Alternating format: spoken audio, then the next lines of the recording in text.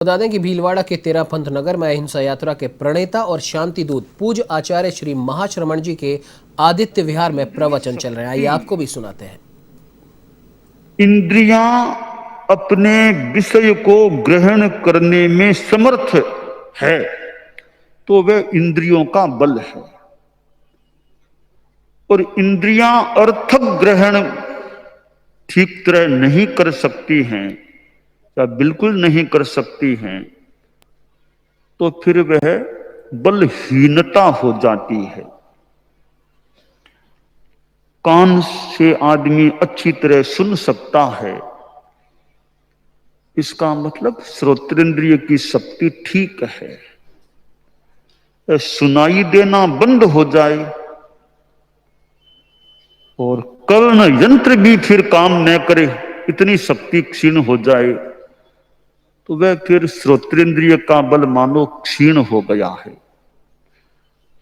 चक्षु इंद्रिय आंख से आदमी देख सके, पढ़ सके, कोई बिल्कुल दर्शन शक्ति से विहीन यानी अचक्षु है या आम भाषा में अंधा है, यानी वो चक्षु इंद्रिय की शक्ति नहीं है। इसी प्रकार घ्राण इंद्रिय है, गंध ग्रहण की शक्ति है या नहीं। कोरोना काल में कहते भी कि गंध की शक्ति कैसी है, कि गंध नहीं आती तो कहीं कोरोना का प्रभाव की एक आशंका या बात है। तो गंध शक्ति कैसी है नाक की ग्रहण करने की। जिह्वा इंद्रिय बल, जीभ स्वाद आता है या नहीं, जीभ में वो स्वाद रसक ग्रहण की शक्ति है या नहीं। और स्पर्श इंद्रिय बल, स्पर्श को जानने की शक्ति, स्पर्श इंद्रिय बल भी एक बल है। ये पांच तो इंद्रियों के बल हो गए। तो शरीर में ये इंद्रिय ज्ञान की माध्यम बनती हैं। कर्मेंद्रियां हैं, हाथ पांव आदि आदि पांच इंद्रियां कर्मेंद्रियां भी हैं, पर ये जो श्रोत्र आदि पांच इंद्रियां वे ज्ञानेंद्रियां हैं, इनसे ज्ञान होता है। सुनते सुनते कितना ज्ञान हो सकता है, पढ़ते पढ़ते आंखों का उपयोग करें पढ़ें कितना ज्ञान हो सकता, देखें देखने से भी कितना ज्ञान हो सकता है। तो इंद्रिय शक्ति की सक्षमता का होना भी एक मानो भाग्य की अनुकूल स्थिति होती है। पांच अगले जो बल हैं, छठा बल है ज्ञान बल। ज्ञान भी बहुत बड़ा बल होता है, किसके पास कितना ज्ञान है। और ज्ञान का विकास भी किया जा सकता है, हमारा ज्ञान बढ़े। और ज्ञान बढ़ाने में भी अपने आप को नियोजित करना होता है। कंठस्थ ज्ञान भी होता है। परम पूज्य गुरुदेव तुलसी ने तो मुनि अवस्था में कितने हजारों हजारों गाथा प्रमाण ज्ञान कंठस्थ किया होगा, कितने ग्रंथों को याद किया होगा। आचार्य महाप्रज्ञ जी ने कितना ज्ञानार्जन किया। और भी हमारे चारित्रात्माएं हैं, समणियां भी है।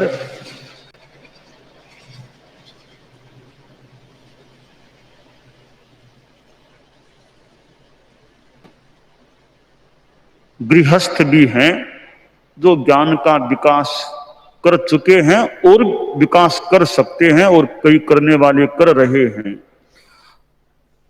धर्म के क्षेत्र में क्या बाकी कितने कितने लोग विद्यालयों, महाविद्यालयों, विश्वविद्यालयों, शोध संस्थानों, कहां ज्ञान विकास का प्रयास कर रहे होंगे। एक डॉक्टर के पास भी कितना ज्ञान होता होगा, वकील के पास कितना ज्ञान होता, अपने अपने पेशे का, क्षेत्र का कितना ज्ञान इन गृहस्थों में भी होता होगा। न्यायाधीश के पास कितना ज्ञान होता होगा। तो ज्ञान भी अपने आप में बल है, दर्शन बल, अपनी श्रद्धा निष्ठा का बल, अपने लक्ष्य के प्रति निष्ठा, यथार्थ के प्रति निष्ठा। तो दर्शन का भी बल है, श्रद्धा आस्था का भी बल होता है। कठिन काम भी आस्था का बल है। रुचि आकर्षण है तो आदमी कठिन काम भी करने को तैयार हो जाता है। चारित्र बल, संयम का, चारित्र का भी अपना बल होता है। नौवां बल है तपोबल, जो ये तपस्या का बल, तपस तेज है। तपस्या में भी एक अपना तेज, अपनी शक्ति, अपनी सामर्थ्य हो सकती है। अनाहार का तप भी तप है, और भी तप है। करने वाले कितना लंबा अनाहार का तप भी कर लेते हैं। 2 महीनों से भी ज्यादा दिनों तक भूखे रह जाना, आहार का परिहार रखना, लंबी लंबी तपस्या करते हैं। तो वह भी एक बल है, तपोबल है। और भी तप के अनेक प्रकार, साधना के अनेक रूपों में तप किया जा सकता है। 10वां बल बताया वीर्य बल। जैसे हम कल्पना करें शरीर की ताकत है, तो वह भी एक बल है। आदमी परिश्रम कर सकता है। आचार्य भिक्षु का हमने कल चरमोत्सव मनाया, तो आचार्य भिक्षु पर हम ध्यान दें। उनके पास यह शरीर का बल भी लगता है अच्छा था, तभी तो अंतिम चतुर्मास में भी गोचरी करते थे, बाहर पंचमी पधारते थे। तो उनका शरीर का बल भी काफी अनुकूल, अच्छा रहा है, ऐसा प्रतीत हो रहा है। शरीर का बल होता है तो आदमी दूसरों की सेवा परिचर्या भी कर सकता है। हमारे साधु साधियों में, समणियों में भी अब दूसरों की सेवा करें तो खुद का शरीर ठीक हो तो दूसरों की सेवा कर सकते हैं। खुद भी सेवा लेने वाला हो गया, अब कितनी क्या दूसरों की सेवा कर पाएगा। तो शरीर सक्षम रहे, शरीर का बल रहे। शरीर का बल है। गुरुदेव तुलसी ने देखिए कोलकाता की यात्रा कर ली, दक्षिण भारत की यात्रा कर ली, तो मान के चले शरीर का बल था तब यात्रा कर ली थी। तो शरीर का बल भी ठीक रहे, यह हमारे लिए वांछ्य है, काम्य है। तो शरीर मेरा सक्षम, स्वस्थ रहे, ठीक रहे। अध्ययन भी करना है तो शरीर की सहायता है, तब तो अध्ययन भी कर सकेंगे, वरना उसमें भी बाधा आ सकती है। तो यह शरीर का बल चाहिए। हमारे साधु साधियां गोचरी करते हैं, कई वो झोली उठा के लाते हैं, 7 पात्रियां 6 पात्रियां ऐसे झोली लेके आते हैं। तो अच्छी निद्र न लगे, अच्छी लगता है सामर्थ्य है तो इतनी बड़ी झोली उठा के लेके आते हैं। कितनी पात्रियां एक झोली में, 7 8 कितनी पात्रियां लेके आ जाते हैं। तो अच्छी बात है, शरीर की शक्ति है। एक साज में मान लो 10 12 13 ठाणा है, एक साधु गया, एकला गोचरी गया। साधियां इतने ठाणे, बहुत सारे ठाणे हो, एक दो साधियां जाके आहार लेकर आ जाती है। तो शरीर की शक्ति होती है तो यह श्रम हो सकता है। और भी कितनी परिचर्या करने वाले करते हैं। न्यारा में विचरने वाले अपने ढंग से लोगों के लिए कहां कहां जाना, संभालना, गोचरी जाना, ऊपर तलों पर चढ़ना, घरों में जाना, वो भी एक बड़ा श्रम है। ऊपर घरों को परस लेना। हमारे कई साधु साधियां ऐसे संभवतः होंगे जो यूं ऊपर नीचे चढ़ते हैं, संभाल लेते हैं, गोचरी कर लेते हैं। तो घुटनों की अनुकूलता है, शरीर की अनुकूलता, तब यूं इतना घरों में जाना करना, स्पर्शना, व्रत निभ जाना, गोचरी करना, पालने में जाना, प्रेरणा देने जाना। शरीर की अनुकूलता आवश्यक होती है। यात्रा होती है, विहार करना है, तो शरीर अनुकूल है तो चारित्रात्माएं यूं पाद विहार से दूर दूर की यात्रा कर लेते हैं, लंबे लंबे विहार कर लेते हैं, 12 किलोमीटर, 13, 14, 15, फिर शाम को 3, 4, 5, 6 किलोमीटर। तो शरीर की सामर्थ्य से ऐसा हो सकता। तो ये वीर्य बल, वीर्य शरीर से प्रभव होता है। मनोबल भी चाहिए आदमी का, मन भी कमजोर न पड़े। वचन का बल भी हो कि वचन से कुछ धर्मोपदेश अच्छा कर सके, कि वरना कि वचन ज्यादा बोल नहीं पाता आदमी, थोड़ी देर बोला अब तो थकान आ गई, नहीं बोल सकता। हमारे कई वृद्ध साधु साधियां, फिर बाद में उनके लिए लंबा व्याख्यान देना मुश्किल हो सकता है। तो फिर उनके साथ वाले हैं, वे अपने ढंग से व्याख्यान देने का काम संभाल सकते हैं ताकि काम होता रहे। तो ये जो बल हैं, इंद्रिय बल आ गया, ज्ञान दर्शन चारित्र तप का बल आ गया, फिर शेष में हम मान ले मनोबल, वाक बल, काय बल, यह भी बल हो। जैसे 10 प्राण होते हैं ना, मनोबल प्राण भी है, वचन बल प्राण भी है, काय बल प्राण भी है, श्वासोच्छ्वास का भी है, आयुष्य का भी है, फिर 5 इंद्रियों के भी ये प्राण हैं। तो ये प्राण है, ये बल है, संभवतः काफी मिली जुली सी बात है। तो वो कितना ठीक है, मजबूत है, वो खास बात है।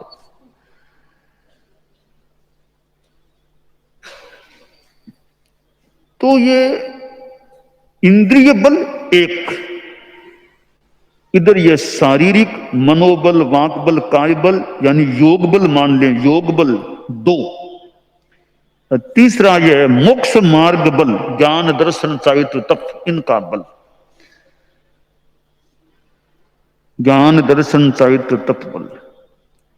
ये 3 विभागों में हम इन 10 बलों को बांट सकते हैं। चारित्र का बल है वो बहुत, साधु में तो ज्ञान का बल भी होना चाहिए, दर्शन का बल भी होना चाहिए, और साथ में चारित्र का बल भी होना चाहिए। कि साधु अपनी चर्या में, चारित्र में जागरूक रहे तो चारित्र का बल पुष्ट हो सकता है। हमारे महाव्रत हैं, समितियां, गुप्तियां हैं, ये मेरे ठीक पल्ले ठीक रहें, मुझे दोष न लग जाए, कि दोष से बचने का प्रयास हो कि मेरे दोष न लग जाए तो फिर उसका प्रायश्चित हो जाए मेरा। तो चारित्र की निर्मलता बनी रह सकती है। अब छेद प्रायश्चित है, अब यह आखिर क्यों है कि मेरी शुद्धि हो जानी चाहिए, थोड़ा चारित्र मान लो कम तो होगा, मेरी शुद्धि हो जाए। जैसे हम उदाहरण से समझें कि किसी आदमी के दुर्भाग्य से कोई ऐसी खराब गांठ हो गई है, अब डॉक्टर कहता है इस गांठ को या तो ऑपरेट कराओ, सर्जरी कराओ, वरना ये आगे फैलेगी तो और नुकसानदेह बन जाएगी, इसको निकलवाओ, ऑपरेशन करो, कुछ अंग भी शरीर का काटना पड़ेगा। अब आदमी सोचता है कि भी नहीं करवाऊंगा सर्जरी तो और आगे बीमारी कहीं फैल सकती है, इसकी अपेक्षा थोड़ा अंग शरीर का अवयव कुछ जाएगा तो जाएगा, और तो शरीर मेरा ठीक रह सकेगा ना। तो इसलिए आदमी उस सर्जरी को भी फिर मंजूर करता है बाकी शरीर को ठीक रखने के लिए, या आगे तकलीफ न रहे इसलिए। इसी प्रकार हमारे संयम जीवन में यह प्रायश्चित है, वो एक सर्जरी के रूप में भी होता है, वो है छेद प्रायश्चित। कि वो ठीक है, 1 महीने का मेरा संयम प्रयाग तो कम होगा, पर मेरी शुद्धि हो जाए, वरना वो अशुद्धि इतनी न फैल, इस रूप में न रह जाए, अगली गति पर भी असर आ जाए, मूल आत्मा पर भी असर आ जाए। इसलिए वो छेद प्रायश्चित के द्वारा भी शुद्धि का प्रयास करणीय होता है। वो शुद्धि न हो तो आगे के लिए कुछ कठिनाई की स्थिति रह सकती है, अगले जन्मों में आत्मा की दृष्टि से भी और कुछ व्यावहारिक दृष्टि से भी कठिनाई की स्थिति रह सकती है। इसलिए ये भले सर्जरी करानी पड़े, चाहे अन्य तप आदि के रूप में प्रायश्चित करना पड़े, चारित्र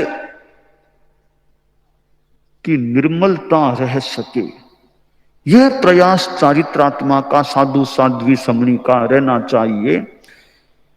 क्योंकि वर्तमान समय में भी और ऐसे पहले भी कोई नई बात इतनी नहीं, पर वर्तमान में इसलिए कि आज के युग में तो थोड़ी शायद दोष किसी रूप में लगने की ज्यादा संभावना रह सकती है।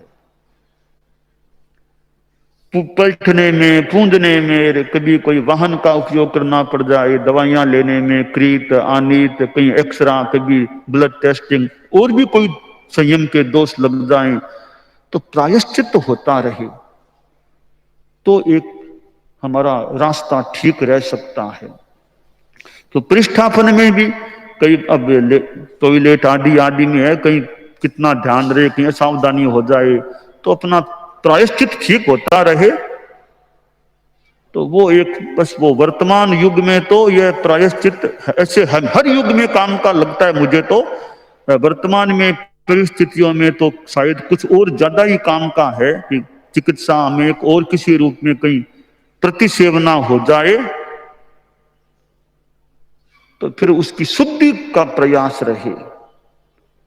प्रतिकूल प्रतिसेवना, आचार के प्रतिकूल सेवन हो गया, आचरण हो गया, तो उसकी शुद्धि हो जाए। तो चारित्र बल को ठीक रखने के लिए यह प्रायश्चित बहुत सशक्त एक उपाय होता है। जैसे आदमी कोई रसायन दवाई कुछ लेता है, शरीर का बल ठीक रखने के लिए दवाई लेता है, यह प्रायश्चित भी एक प्रकार की दवाई है, एक चिकित्सा है कि चारित्र रूपी शरीर वह ठीक रह सके। क्योंकि इतना मनोबल तो किसी किसी में हो कि कुछ भी हो जाए मैं तो दोष नहीं लगाऊंगा, ऐसे तो कोई कोई भले हो जाए, बाकी तो परिस्थितियों में स्थितियों में कुछ प्रतिसेवनाएं सेवित हो जाती हैं या कर ली जाती हैं, तो ठीक है, एक्सरे भी कराना पड़ता है, कई बार ब्लड जांच भी करानी पड़ती है, तो वापिस आलोचना ठीक हो जाए, यह ध्यान हमारा रहे। एक्सरे कराया कि आलोचना ले लो, ब्लड टेस्टिंग हुई आलोचना ले लो, और कोई वाहन का काम पड़ गया तो मेरी आलोचना हो जानी चाहिए। यह मन में भावना प्रायश्चित कामिता रहनी चाहिए।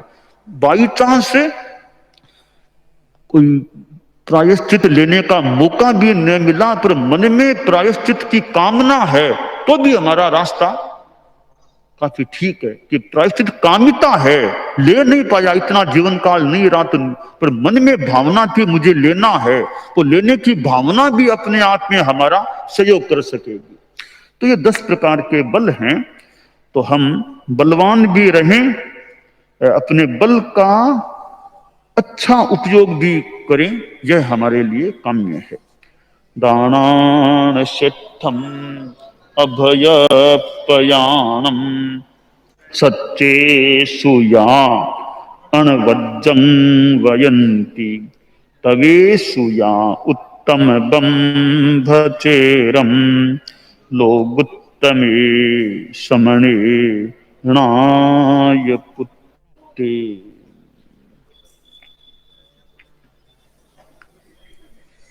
आज चतुर्दशी है और मर्यादा पत्र वाचन का दिवस भी, जिसे हाजरी कहते हैं हम। सर्व साधु साध्वियां 5 महाव्रत, 5 समिति और 3 गुप्ती की अखंड आराधना करें। ईरिया भाषा ऐसना में विशेष सावधान रहे, चलते समय बात न करे। सावध्य भाषा न बोले, आहार पानी पूरी जांच करके लें। शुद्ध आहार भी दाता का अभिप्राय देख कर हठ मनुहार से लें। वस्त्र पात्र आदि लेते व रखते समय तथा पूंजने व पलटने में पूर्ण सावधानी बरते।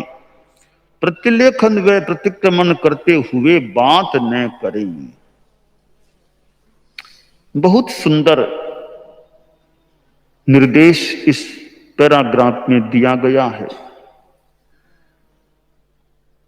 हमारे 13 नियम, 5 मत, 5 समिति और 3 गुप्ती, इनकी आराधना हमारी अखंड रूप में चलती रहे। इरिया में इरिया समिति है, इरिया समिति में हमारी जागरूकता रहे और विहार करना है। चतुर्मास के 2 महीने लगभग पूर्णता की ओर है। पूर्वार्ध प्राय संपूर्ण। आज 19 सितंबर है और 19 नवंबर को अंतिम दिन है चतुर्मास का। लगभग पूर्वार्ध संपन्नता के करीब है या हो रहा है, उत्तरार्ध अब आगे है। तो बिहार भी होते हैं, तो बिहार के समय भी जागरूकता, सड़क पर कैसे चलना, उसमें भी सावधानी। इतने वाहन आते हैं तो वाहनों की भी सावधानी रहनी चाहिए। साधन चलाने वाले भी सावधानी रखें, पैदल चलने वाले भी सावधानी रखें। सावल अच्छी तरह देख करके रोड को पार करने में आमतौर से एक तरफ चलना। तो वाहनों की भी जागरूकता रखनी चाहिए। इरिया समिति है। अब देखिए, अब बातों में मस्त हो जाने से इरिया समिति में भी बाधा, वाहनों संबंधी भी एक अजागरूकता बन सकती है।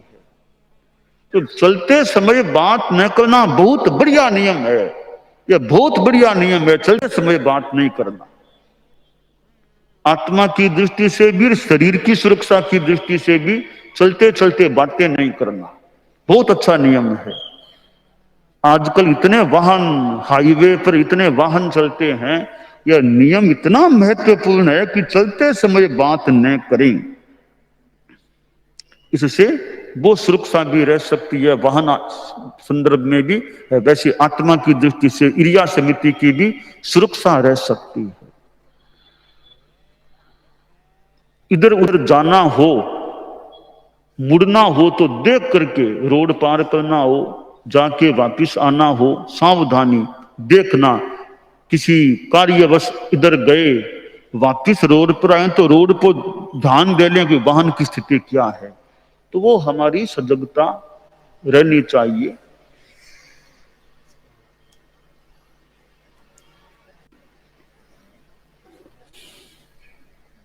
इसी प्रकार हमारी और भी समितियां जो हैं, भाषा समिति में भी जागरूकता। कटु जबान, फालतू किसी को बुरा लगे ऐसी बात क्यों कही। कभी कभार तो मान लो कड़ी बात कहनी पड़े, अनावश्यक तो किसी को कष्ट हो ऐसी बात हम क्यों कहें, ऐसी भाषा क्यों बोले। तुलसी मीठे बचन से सुख उपजत चिहु और, वशीकरण यह मंत्र है तजदे वचन कठोर। बस अपना मीठा बोलो, अच्छा बोलो। वचन रतन मुख कोट है, होठ कपाट बनाए, समझ समझ हरफ काढ़िए, मत परवश पड़ जाए। सत्यम ब्रूयात प्रियम ब्रूयात, मां ब्रूयात सत्यम प्रियम, प्रियमपि नानृतम ब्रूयात, एस धर्म है सनातन है। प्रिय वाक्य प्रदानेन सर्वे तुष्यन्ति मानवाः, तस्मात् तदेव वक्तव्यम, वचने का दरिद्रता। ऐसे अनेक दोहे श्लोक हैं। परीक्ष भाषी भाषाए दोषे ये गुणे ये जानिया, तीसे ये दुष्टे परिबद्ध एशिया। तो अनेक हमारे शास्त्रों में, आगमों में इतनी शिक्षाएं हैं। ना पुट्ठो वागरे किंची, पुट्ठो वा नालियम वै, को हम असत्यम कुब्बिज्जा, धारिज्जातीय मप्पियम। पुच्छियो ने भाषज्जा, भाषमानस्य अंतरा, पिट्ठी मनसम न खायज्जा, माया मोसम विबुद्धे। तो शिक्षा जितनी ले सके, शिक्षा देने वाले बहुत, इतने पद्य हैं, श्लोक आदि हैं, देने वाले बहुत हैं, हम लेने वाले कितनी शिक्षा ले सके वो विशेष महत्व की बात है। तो शिक्षाएं लेते रहें। गोत्री है तो गोत्री में भी हमारी कोई साधु, कोई चारित्रात्मा, कोई संकेत मनोज्ञ चीज है वो चाहिए, उसको लाने का संकेत कर दे तो वो एक व्यवस्था का, चर्या का अतिक्रमण हो जाता है। अमुक चीज मंगवा लेना, कोई मंगवा ले, कोई बनाने के लिए कह दे वो मुझे भाती है आज, वो बन जाएगी क्या, कोई किसी रूप में संकेत कर दे, यह साधु के लिए दोष का काम हो जाता है। ये ऐसा समिति में जागरूकता, अमुक चीज भाती है तो बाजार में मिलती है तो कह दिया कि वो चीज चाहिए, कोई लेके भी आ गया, डर भी लिया, ये दोष का काम हो गया। तो इसलिए साधु को इस प्रकार ऐसा समिति में भी जागरूकता रखनी चाहिए। गोचरी करना है तो पीछे क्या स्थिति है, बहुत ज्यादा ले लेंगे, दोबारा बनाना पड़ेगा उनको लेने के कारण से, तो भी एक पश्चातक्रम, जो भी एक दोष की बात हो सकती है। तो ऐसे गोचरी के संदर्भ में भी ऐसा समिति आहार आ गया, अब अगर हम खाएं और बहुत खुशी से खाएं, बहुत सरा के, ओहो क्या बढ़िया लाया है, कितनी बढ़िया चीज लेके आया है, बहुत बढ़िया चीज आई है, तो सरा के खाते हैं तो भोगई सनामी, मांडलिक दोष हो जाता है। सरा के खाना भी ठीक नहीं, निंदा कर दे क्या लाया है, खराब चीज है, निंदा करे तो भी दोष की बात। तो ऐसा समिति भी निर्मल रहे। यूं हमारी समितियां हैं। प्रतिलेखन है तो अब वापिस पूनम आ रही है ना, कल पूनम है तो अलमारियों का प्रतिलेखन महीने में है ना, एक बार की विधि, तो वो अलमारियों का साधु साध्वियां अपने एक महीने में एक बार की, तो कल पूनम है, अलमारियों की सामान निकाल के अलमारी को जो विधि है नीचे करके अच्छी तरह प्रतिलेखन हो जाए, किताबों आदि आदि का प्रतिलेखन हो जाए। तो प्रतिलेखन भी एक हमारा चर्या का अंग है।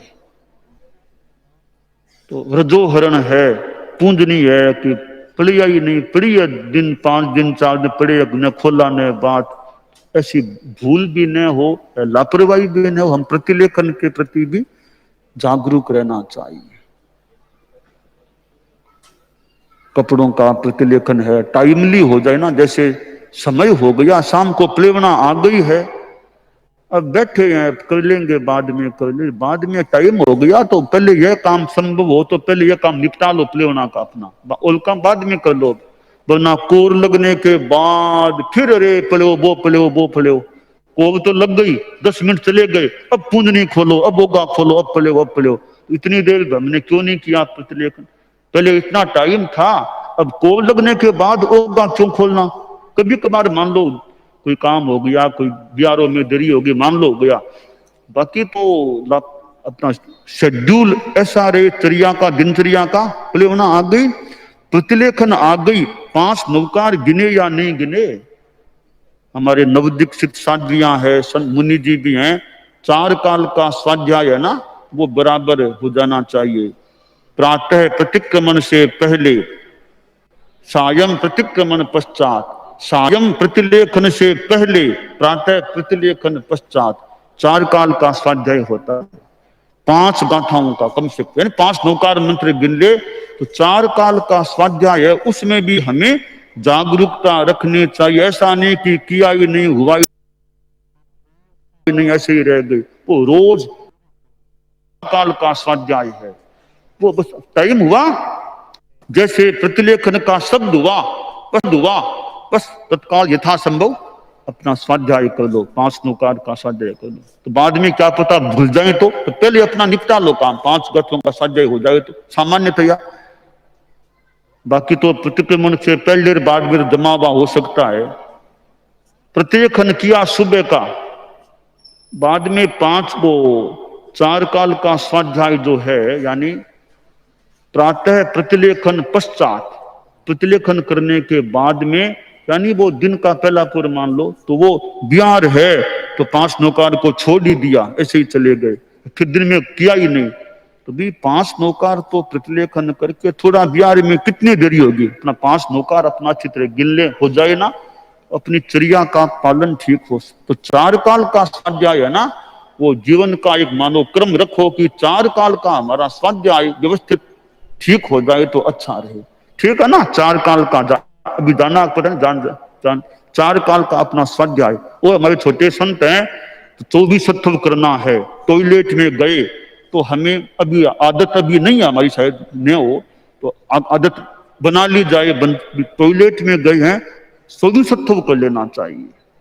एक बार गए, एक बार, 2 बार जाके आए, 24 सत्व कर लें अपना। गोचरी जाके आए, 24 सत्व कर लें। तो जो हमारी ये चर्याएं हैं, इनके पालन के प्रति हम लेख पत्र है, तो लेख पत्र भी न्यारा में, भेड़ा में, गुरुकुल में, सब जगह लेख पत्र सुबह सुबह अपनी विधि है, लेख पत्र बोल लेना चाहिए। वो सामान्यतया खड़े खड़े बोलना, लेख पत्र खड़े खड़े बोलना चाहिए, वो भी अच्छा हमारे संघीय दृष्टि से भी वो अच्छा है। लेख पत्र का उच्चारण, तो न्यारा में रहते हैं मान लो, तो गुरु वंदना करना, लेख पत्र सुबह सुबह लेख पत्र भी है, गुरु वंदना भी है, अरत बनना भी है, प्रतिक्रमण भी है, फिर प्रतिलेखन है। ये सारे काम हमारे ठीक तरह हो जाए। इतना सोया रह गया, सोया ही रह गया कि टाइम इतना बीत गया कि प्रतिक्रमण का भी कुछ टाइम बीत गया। तो अपना सामा ऐसे तो आदमी कभी हो जाए, बाकी टाइम पर उठ जाए आदमी, टाइम पर अपना काम कर ले, वो बढ़िया रहता है। तो हमारे सारे जो चर्या के काम है, अरत वंदना, प्रतिक्रमण, प्रतिलेखन, सुबह लेख पत्र भी है, फिर गुरु वंदना भी 2 बार सुबह शाम होती है, तो सारे काम हमारे ठीक रहते हैं। तो ये चीजें हमारे चारित्र को भी संपोषण देने वाली चीजें बन जाती है। भिक्षु स्वामी ने सूत्र सिद्धांत देखकर सम्यक श्रद्धा और आचार की परूपणा की। त्याग धर्म भोग अधर्म, व्रत धर्म अव्रत अधर्म, आज्ञा धर्म अनाज्ञा अधर्म, असंयति के जीने की वांछा करना राग, मरने की वांछा करना द्वेष, और संसार समुद्र से उसके तरने की वांछा करना वीतराग देव का धर्म है। तो हमारी चर्या की बात आई। अब उत्सर्ग समिति है, मान लो अब टॉयलेट जाना है, टॉयलेट में एक हमें ध्यान का प्रयास रखना चाहिए कि तो फ्लश किया जाता है, जितना बच सके। तो संतों का होगा, मेरा भी थोड़ा ये आकलन है कि ये हमारी भाषा में हिंदी मीडियम, हिंदी टॉयलेट कहते हैं ना, एक इंग्लिश वाला बोलते हैं, यानी ऊंचा स्टैंडिंग और सिटिंग है। तो जो स्टैंडिंग है इंग्लिश वाला, उसमें तो संभवतः तो वो फ्लश करना अनिवार्य सा हो सकता है उसमें। तो नीचे वाला होता है सिटिंग वाला, हिंदी वाला, उसमें संभवतः बिना फ्लश किए भी काम, हमारे अपने पानी से भी हमारा काम हो सकता है। तो क्योंकि फ्लश करने में एक प्रकार से सचित पानी का उपयोग है, हम हाथ से करते हैं सचित पानी, या इतना पानी जाता है, उससे अगर बचाव हो सके। अब जिनके घुटनों में तकलीफ है उसी पर बैठना, उनके तो हाथ की बात नहीं है, परंतु हम लोग जो जिनके इतनी वो नहीं है असुविधा, वो हिंदी वाला काम लेते हैं, तो बिना फ्लश किए हिंदी वाले में फ्लश न करें तो बढ़िया, अपना पानी काम ले लें। धोने का पानी तुम लोग धोना करते हो ना, वो पानी काम ले लो, ऐसा पानी काम ले लो, तो वो पानी तो पलटना ही पड़ेगा ना, तो पलटना भी हो गया, वो काम, दोनों काम हो गए, एक्स्ट्रा पानी नहीं लगाना पड़ा। समझे बात को, कि धोने का पानी इकट्ठा रखो, जितने बार काम पड़े वो धोने वाला पानी काम ऐसा ही करते होंगे, काम लेते रहो, तो वो पलटना भी हो गया, एक्स्ट्रा पानी नहीं लगाना पड़ा, हिंसा भी कम हुई, वो फ्लश भी नहीं करना पड़ा। तो हिंदी जिनके शरीर की सुविधा और हिंदी वाला उपलब्ध हो, तो हिंदी वाला टॉयलेट काम लेते हैं, तो वो कच्चे पानी से बचाव हो सकता है। वो हमारा प्रयास रहना चाहिए कि वो फ्लश जितना न करना पड़े, यानी हिंदी वाला काम लेंगे तो फ्लश से मेरे ख्याल से काफी बचाव हो सकेगा, हमारा सहज पानी काम आ जाएगा, का पलटना भी हो सकता है, एक्स्ट्रा बिना पानी लगाए कम हिस्सा में या उस रूप में काम हो सकता। तो फ्लश से हालांकि ठीक है करना पड़े तो 2 लोग, इसका हमारा विधि है वो ध्यान की, जो भी, तो वो तो मजबूरी में करना पड़ता है, वरना तो बिना फ्लश के वो अपने पानी से काम हो जाए तो ज्यादा कम हिंसा वाली, वो अल्प हिंसा वाली बात हो सकती है, अल्प प्रयोग हो सकता है। तो ये ऐसी चर्या की हमारी बातें हैं। तो विचार के पक्ष में भिक्षु स्वामी की बात आ गई कि भी ये त्याग है वो धर्म है, भोग अधर्म है।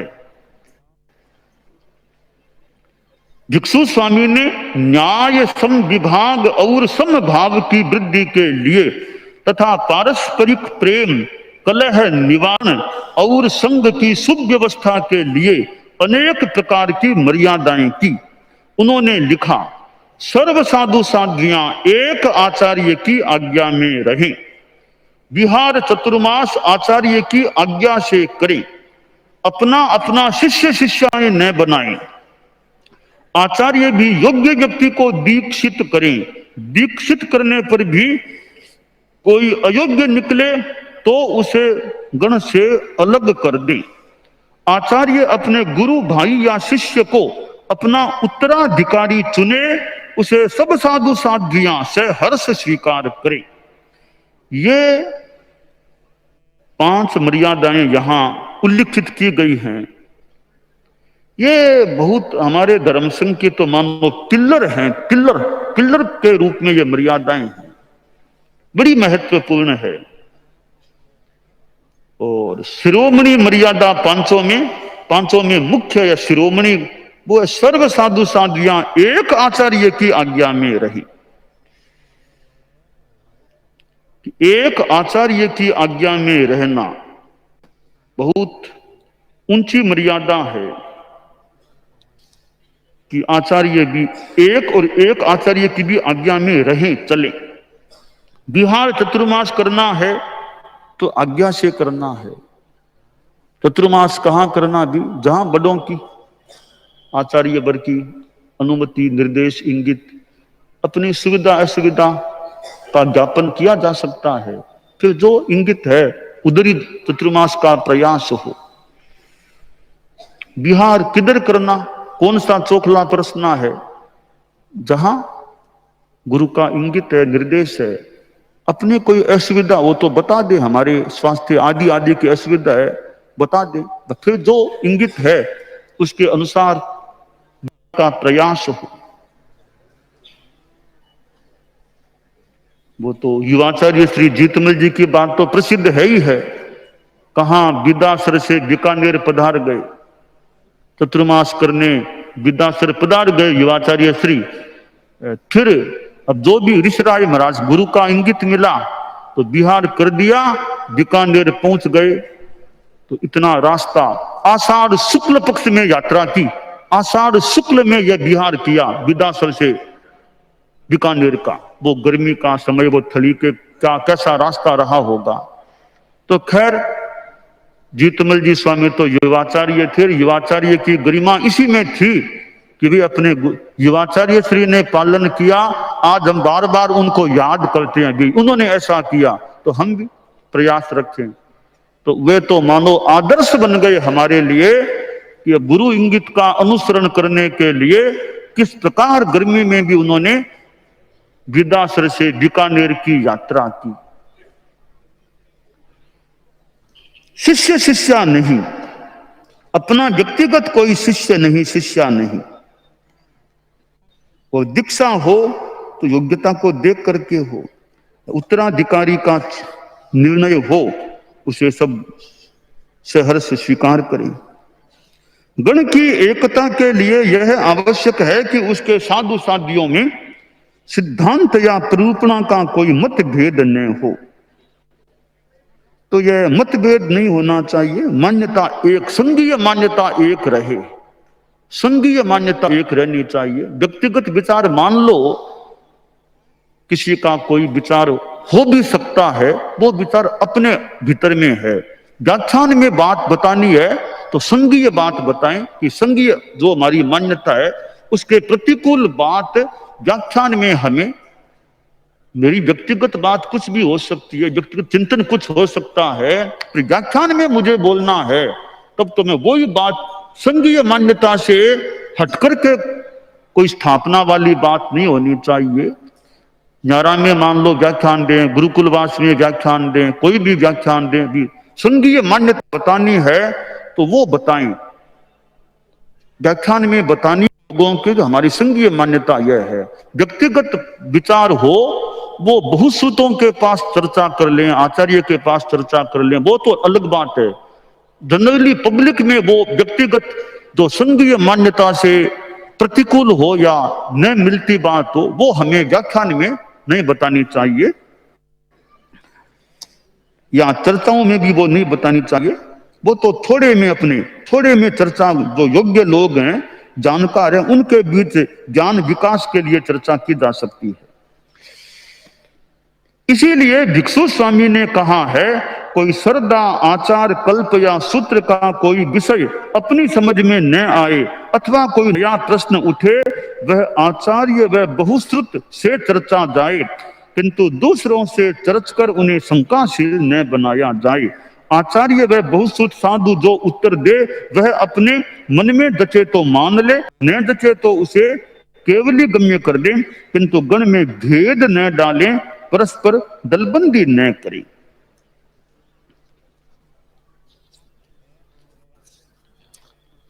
गण में जो साधु साध्वियां हों उनमें परस्पर सौहार्द रहे, कोई परस्पर कलह न करे तथा उपशांत कलह की उदीर्णा न करे। इसीलिए भिक्षु स्वामी ने कहा, गण के किसी साधु साध्वी के प्रति यानी अनास्था उपजे, शंका उपजे, वैसी बात नहीं। और किसी में दोष देखे तो तत्काल उसे जता दे तथा आचार्य को जता दे, किंतु उसका प्रचार न करें। दोषों को चुन चुन कर इकट्ठा न करें, जो जान पड़े उसे अवसर देखकर तुरंत जता दे, वह प्रायश्चित का भागी है। तो बहुत समय बाद दोष बताए। तो दोष किसी में है तो बता दे भी, ये ध्यान रखो। अपेक्षा लगे तो बड़ों को भी बता दें, परंतु दोषों को इकट्ठा न रखें कि आज नहीं 4 साल बाद बताएंगे, जब अभी तो हमारे संबंध ठीक है, अभी नहीं 4-5 साल बाद कि तुमने यह गलती की, तुमने यह गलती की, वो बढ़िया बात नहीं। बताओ पहले बता देते ना, 5 साल 10 साल बाद क्यों बता रही हो मेरी बात तुम? तो वो तरीका बढ़िया नहीं।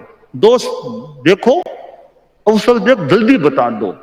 इकट्ठा कर लिया, 10 साल हो गए, 15 साल, अब कहता रहे तुमने उस चतुर्मास में वहां यह तुमने गलती की थी।